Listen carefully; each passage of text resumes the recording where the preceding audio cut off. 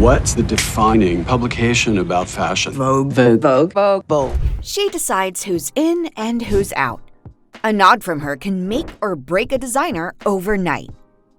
For decades, Anna Wintour has ruled the fashion world with an iron will and a pair of sunglasses. Truly, truly respect what you do. I mean, I could never do what you do. Thank you. But how did she build this empire of influence? Let's talk about power. Real power. The kind that doesn't need loud speeches or flashy scandals. The kind that wears a sleek bob, oversized shades, and makes the fashion world move with a single nod. Yeah, we're talking about her. Anna Wintour. The woman who built Vogue into a global empire, set trends before designers even put pen to paper, and ultimately decided what belonged in fashion and what was a complete misstep. But behind the sunglasses and that perfectly pressed Chanel suit is a story of ruthless ambition, sharp instincts, and decisions that shook the industry. Anna Wintour didn't just join fashion.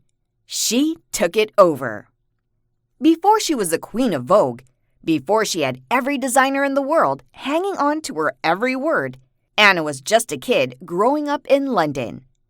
Her father, Charles Wintour, was the editor of the Evening Standard, so media was in her blood. But fashion? That was all her. At 15, she started working at the iconic Biba boutique, basically the coolest fashion spot in London at the time. School? She dropped out because, in her words, you either know fashion or you don't. And trust me, she knew. Fast forward to her early career, and it's clear that Anna had one goal: edit Vogue. Not work at Vogue, not assist at Vogue, edit Vogue. And she didn't waste time. She started at Harper's in Queen in London, then moved to New York to work at Harper's Bazaar, where she got fired after 9 months. Why? Her shoots were too edgy, too bold, too Anna. She didn't care. She kept moving. By the early 80s, she had landed at New York Magazine, where her fashion spread started getting noticed. And not just by readers, by the people at Condé Nast. In 1983, Vogue's publisher Alex Lieberman personally offered her a role as creative director of Vogue US. And this is where things got interesting, because there was already an editor-in-chief, Grace Mirabella. And let's just say, Anna didn't exactly play the wait-your-turn game. You see, Vogue was getting comfortable. It had been the fashion Bible for decades, but a new competitor had entered the scene, LUS. It was fresher, younger, and gaining ground fast. Condé Nast knew it needed a shakeup, and Anna, she was the earthquake. Even though Mirabella was still officially in charge, Anna was quietly making moves. She changed layouts. She restructured teams. She overruled decisions. She made so many changes behind the scenes that the staff started calling it the Wintour of our discontent. You can feel the tension, right? It was only a matter of time. And then in 1988, the official news dropped. Grace Mirabella was out. Anna Wintour was in. And the first thing she did? She shattered every expectation of what Vogue was supposed to be. That one, a magazine like Vogue always has to reflect whatever is happening in the world today. Take a look at her first cover in November 1988. Before this, Vogue covers were polished, elegant, predictable. Tight headshots of supermodels, flawless makeup, studio lighting, perfect, but safe. Anna, she did the opposite. She put a 19-year-old Israeli model, Michaela Berku, on the cover, wearing a $10,000 Christian Lacroix couture jacket with a pair of faded jeans. No fancy studio, no over-the-top styling, just raw, effortless cool. It was so different that the printers thought it was a mistake, but it wasn't. She once said, if you're not a little bit uncomfortable, then you're not doing it right. It was a message, because in her world, staying comfortable meant staying irrelevant. Something different. And I remember the printers called us up because they thought we'd made a mistake. And just like that, fashion changed. But let's not get ahead of ourselves, because this was just the beginning. The real question is, how did Anna Wintour go from bold new editor to the most powerful woman in fashion? What exactly did she change to make Vogue untouchable? Anna famously broke with tradition by putting celebrities such as Madonna, Julia Roberts, and Beyoncé on the covers. But first, let's clear something up. This video, not written by AI. So if you love real stories from real humans, keep watching. Anna Wintour didn't just take over Vogue, she reshaped the very foundation of the fashion industry. Before her, Vogue was a respected publication, no doubt, but it was also predictable, safe, and, let's be honest, a little stuck in the past. Under her leadership, it became the global authority on style, a gatekeeper for designers, models, and even celebrities. What she did was more than just edit a magazine. She built an empire that dictated trends, launched careers, and turned fashion into a billion-dollar machine that extended far beyond glossy pages. First, she understood something that other editors before her hadn't fully embraced. Fashion is business. It's not just about couture gowns and artistic expression. It's about money, power, and influence. She knew that if Vogue was going to stay ahead, it had to evolve beyond being a fashion magazine and become the authority on luxury culture and celebrity. She didn't just put models on the covers. She put actors, musicians, athletes, and politicians. She blurred the lines between entertainment and high fashion. The result? Vogue became a publication that everyone wanted to be in. And let's talk about the power of exclusivity. Wintour has built her reputation on being selective. She doesn't hand out compliments easily, and she certainly doesn't let just anyone into her world. That kind of mystery? It fuels demand for her approval even more. Designers, brands, and even Hollywood's biggest names know that an endorsement from Anna Wintour isn't a casual nod. It's a mark of credibility. It can separate an emerging designer from becoming the next Karl Lagerfeld. What's wonderful about fashion today is that it's available to so many different people at so many different prices. But she didn't stop there. She went beyond influencing trends and started shaping the fashion industry at its highest level. Who gets to design for the most powerful luxury brands? Anna has played a role in that too. When John Galliano took over Dior, when Alessandro Michele redefined Gucci, these weren't just corporate decisions. Wintour's influence was felt behind the scenes. She didn't run these fashion houses, but when she speaks, executives listen. And if you think that's where her power stops, think again. Designers don't just seek her approval. They literally adjust their Fashion Week schedules around her. If Anna can't attend, they'll move the date. If she leaves a show early, that's a disaster. If she sits stone-faced and doesn't clap, that's practically a death sentence for a collection. Her presence alone can make or break a designer's moment. This is control at the highest level of fashion. Under Wintour's leadership, Vogue's influence skyrocketed. When she took over in 1988, Vogue was competing with Elle for dominance in the U.S. market. Today, Vogue has 28 international editions, reaching millions across print, digital, and social media platforms. Vogue's revenue, particularly through brand partnerships and advertising, has soared, making it one of Condé Nast's most valuable assets. The reason?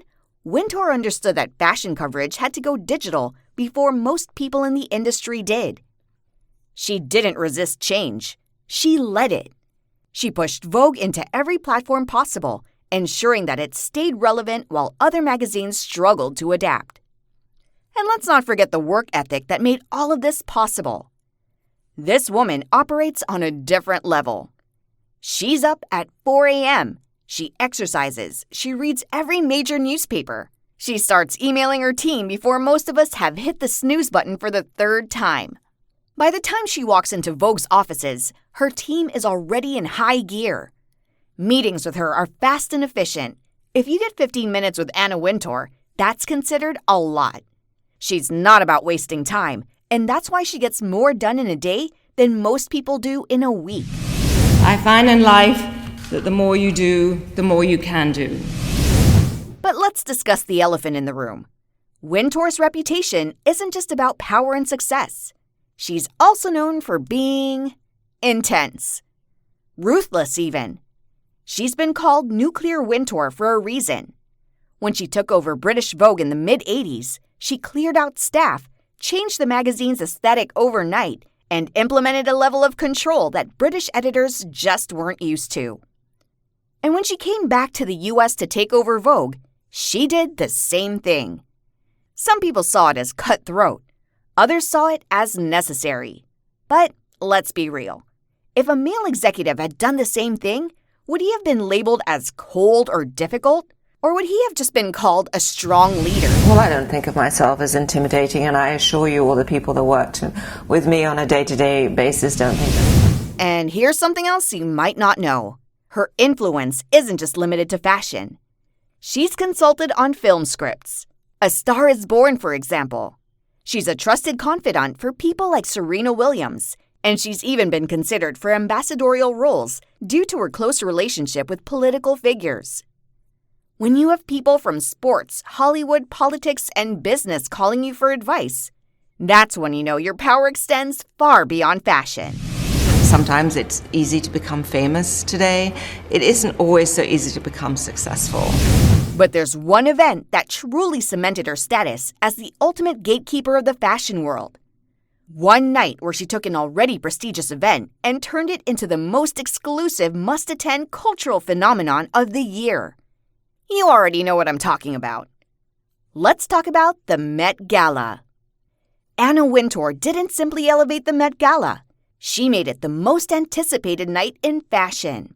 The Super Bowl of fashion. The Oscars of style. The night where who gets in matters as much as what they wear. And the thing is, she didn't inherit it this way. I honestly believe that the reason that people are excited is it's this extraordinary marriage of fashion and culture. The Met Gala wasn't always the ultra-exclusive, high-stakes spectacle as it is today.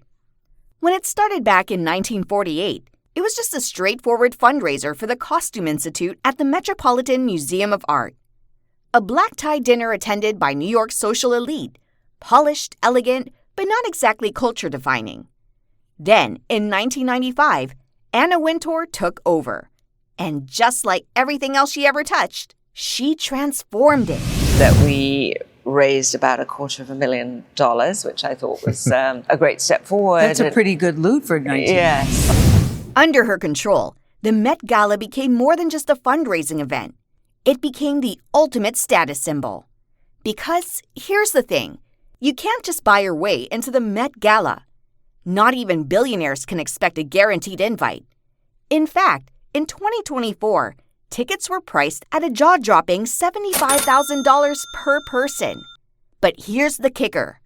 Paying doesn't guarantee entry. You could have the money, the connections, and even the wardrobe, but if Anna Wintour doesn't want you there, you won't be invited. She personally oversees every name on the guest list, deciding who's in and who's out. And let's just say, A-list status doesn't always cut it. She has snubbed celebrities before. Some of the biggest names in Hollywood, music, and even royalty have not received that coveted invite simply because she doesn't think they fit the image she wanted. It's not just about fame. It's about relevance, impact, and exclusivity. Now, let's talk about those who do make it. Attendees are carefully selected to match the theme of the year, which changes annually. In 2023, the theme was Karl Lagerfeld, a line of beauty, bringing tributes to the late designer from all corners of the fashion world. That night alone, the Met Gala raised a staggering $22 million. What's amazing about Karl, he knew so much about history, but he was always focused on the future. Fast forward to 2024, and the stakes got even higher. The theme? The Garden of Time, inspired by a dystopian short story by J.G. Ballard. This time, the event pulled in a record-breaking $26 million. And in case you're wondering, the next Met Gala is set for May 5, 2025, with the theme Superfine, Tailoring Black Style. A title that already promises to be one of the most talked about events in Met Gala history. And while it's a fundraiser, it's also a power play. The event is a visual representation of who matters in fashion, entertainment, and culture. If you're there, you're in Anna Wintour's favor. If you're not, well, good luck getting in next year. Everything about the Met Gala is micromanaged by her, down to who sits where and what guests wear. She personally approves outfits before the event, and if she doesn't like what you're wearing, well, let's just say you probably won't be on next year's list. She fully controls the seating arrangements, strategically places guests for maximum media impact. Want to network with a fashion icon? Anna decides if you deserve that chance. We want it to be alive and vibrant and bring in new audiences and have people be excited about being there. But here's the thing about power. It always comes with scrutiny.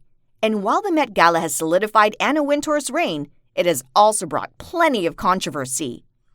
One of the biggest controversies surrounding Wintour is the acquisition of elitism, that she created a fashion world that's not just exclusive, but impossible to break into. And let's be honest, she decides who's in and who's out. She built a system where being in her favor means everything. Designers, photographers, and models know that without her stamp of approval, making it to the top is almost impossible. And when she decides someone is no longer relevant, that's it. Fashion moves on. Then there's the issue of diversity. For years, Vogue was called out for its lack of representation. For decades, the magazine centered on a very specific kind of beauty: white, thin, Eurocentric. And it wasn't just the magazine's covers. Staff, photographers, and designers featured in Vogue had a noticeable lack of diversity. In 2020, during the wave of social injustice movements, Wintour publicly admitted that Vogue had not done enough to elevate Black creators, models, and designers. She even sent an internal memo to Condé Nast employees saying, "I take full responsibility for those mistakes." But while some saw this as a long overdue reckoning, others saw it as damage control. Critics pointed out that Wintour had spent decades at the top, so why did it take so long for diversity to become a priority? Some Vogue insiders even argue that changes were happening so slowly that the magazine's shift to inclusion wasn't as deep as it seemed. And let's not forget the clashes, the feuds that have become legendary in the fashion world. One of the most infamous? Andre Leon Talley. He was one of Wintour's closest collaborators, a longtime Vogue editor, and one of the most influential Black voices in fashion. But their relationship crumbled after he was slowly pushed out of Vogue, a move he later called cruel and ruthless.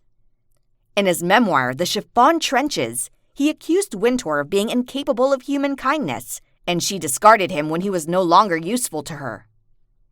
And let's not forget her decades-long tension with designer Azzedine Alaïa, who was famously left out of the Met's Model as Muse exhibit, an omission that outraged many in the industry.